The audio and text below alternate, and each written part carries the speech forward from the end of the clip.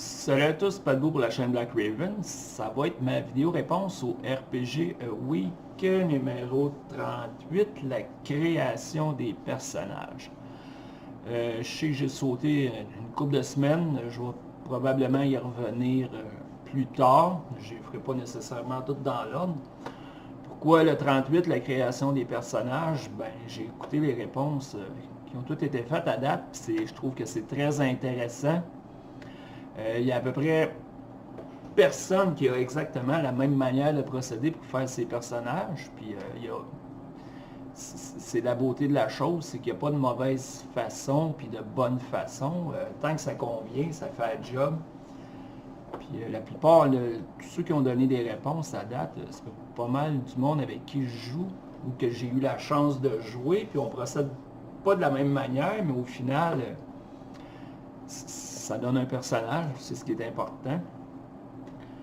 De la manière que je procède, je vais toujours commencer par choisir la classe ou l'archétype ou le livret en premier.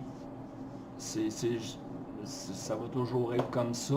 C'est ce qui va me dicter ce que je vais jouer. C'est ce qui va me dicter la base de mon personnage. Ses capacités générales, si je peux dire. Puis c'est comme ça, je commence toujours avec ça. Souvent, je vais faire ce qui va manquer dans le groupe. Je vais souvent être le dernier, ça j'en ai déjà parlé, être le dernier à commencer son personnage. Je vais voir où ce que les autres s'enlignent. Puis il va toujours avoir quelque chose qui va me tenter dans ce qui reste. Je vais toujours avoir un moyen de faire de quoi avec ça. Si je parle, mettons, des dernières sessions, les dernières games que j'ai eues comme telles, la game de Cyberpunk avec Rodberger, les autres avaient déjà choisi. Il restait une couple de classes, puis je suis tout de suite tombé sur le Fixer, pour ceux qui connaissent. C'est ce qui me parlait le plus. Ensuite de ça, Symbaroum, j'avais une petite idée. Il y a quelqu'un qui s'est aligné un peu vers ça. Pas grave, Symbaroum, je savais que ça pourrait être dangereux. J'ai décidé de faire un guerrier, un fighter, c'est un mercenaire. Ensuite de ça, ben, le reste, son background, sa psychologie, tout ça, ça vient après. La game de Toulouse, encore avec Rodberger, Sarah Covington, ça c'est parti de loin. Encore là, j'avais des idées de base. Là, c'est plus des carrières qu'on choisit. J'avais 2-3 idées. Ça a donné que d'autres aussi, c'était un peu le même genre de personnage, fait que je voulais aller ailleurs. Comme c'est un nouveau groupe, un nouveau maître de jeu, ben, j'ai décidé d'essayer d'unir toute la gang ensemble. Puis, ben, qu'est-ce qui peut unir un groupe? C'est l'argent, c'est le cash, c'est tout ce qui vire autour de ça. Fait que j'ai décidé de faire une criminelle. C'est devenu comme une évidence. Fait que oui, je commence toujours avec un peu la carrière, la profession. Je vais m'enligner là-dessus. Ensuite de ça, excusez, je vais remplir la feuille de personnage, je vais détailler ses stats, ses skills, scaler dans le fond, parce que c'est ça qui va me servir de base, c'est le tremplin de tout. C'est avec ça que je vais décider de quoi a l'air mon personnage. Il y a certaines personnes qui ont parlé d'avatar, d'image. Je vous dirais que ça fait peut-être 6 mois que je me sers de ça, des avatars, des images, ben, depuis que je joue avec du nouveau monde, puis que les autres s'en servent, parce que sincèrement, que très rarement, très rarement, on a utilisé, excusez-moi, on a utilisé, je dirais ça, des images. Je veux dire, je vais décrire mon personnage, je vais écrire une petite description de quoi il a l'air, puis le reste, c'est le théâtre de l'esprit. Ça se fait tout seul. Tu sais, si le personnage a 18 de charisme, on sait que c'est un pétard à quelque part. Si j'ai 18 de force, là, donne des exemples de donjons, là, mais peu importe le jeu, ça revient au même. Là. Si tu as 18 de force puis 16 de constitution, ben, tu sais que tu as l'air d'une brute. C'est pour ça les images, les avatars, ça a toujours été plus ou moins important. Ensuite de ça, la psychologie du personnage, ses manières, tout ça vient à partir du background.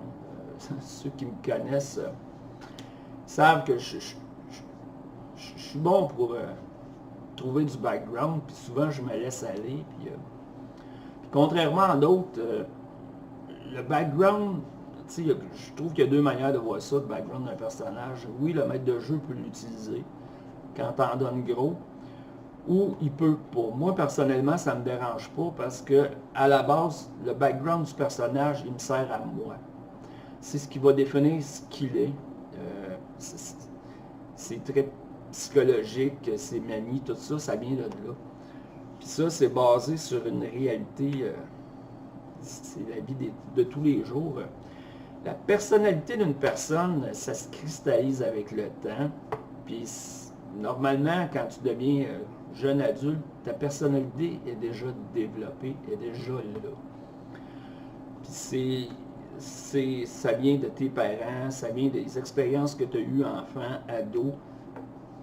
Puis tout se définit pas mal là. Ce qui fait que quand tu arrives à l'âge adulte, ben, ta personnalité est déjà pas mal définie.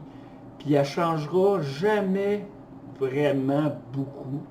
À moins que tu aies des épreuves ou que t'arrives des affaires, que tu aies vraiment des gros moments dans ta vie qui vont faire en sorte que ta personnalité va changer un peu. Mais elle ne changera jamais tant que ça. Puis c'est de la manière que j'aborde mes personnages. C'est-à-dire que mon background va me dire, quand la partie commence, pourquoi il est comme ça. C'est pour ça que ça ne me dérange pas trop d'en donner plus, ça m'aide moi. Puis ensuite de ça, si ça peut aider le maître de jeu, tant mieux. Puis si ça ne l'aide pas, tant pis. Il y a aussi le fait de comment est-ce qu'on va jouer ça. Ça va-tu être une campagne, ça va être 7, 8, 10, 12 sessions. C'est-tu un one-shot? Si c'est un one-shot, je n'écrirai pas grand-chose, ça vaut dire pas la peine. Là. Mais, ça va être bien sommaire, sinon... c'est à peu près ça. Ensuite de ça, c'est à peu près tout. Je pense que j'ai fait le tour. Le background, ouais. Il semblait que j'avais un autre point. Je m'en rappelle plus, ça va pas bien. Hein? Ah, lâche. Fait que voilà. Ouais. Profession, classe, archétype. On remplit la feuille. Ensuite de ça, le background. C'est son histoire. Sa psychologie, sa personnalité va provenir de ça en partie. Est-ce qu'il peut changer avec le temps? Oui, mais pas tant que ça. Ça sera vraiment jamais des gros changements majeurs. Fait que voilà, c'est ma manière de procéder pour créer mes personnages. J'espère que vous avez trouvé ça intéressant. Merci de m'avoir écouté. À plus tout le monde. Ciao.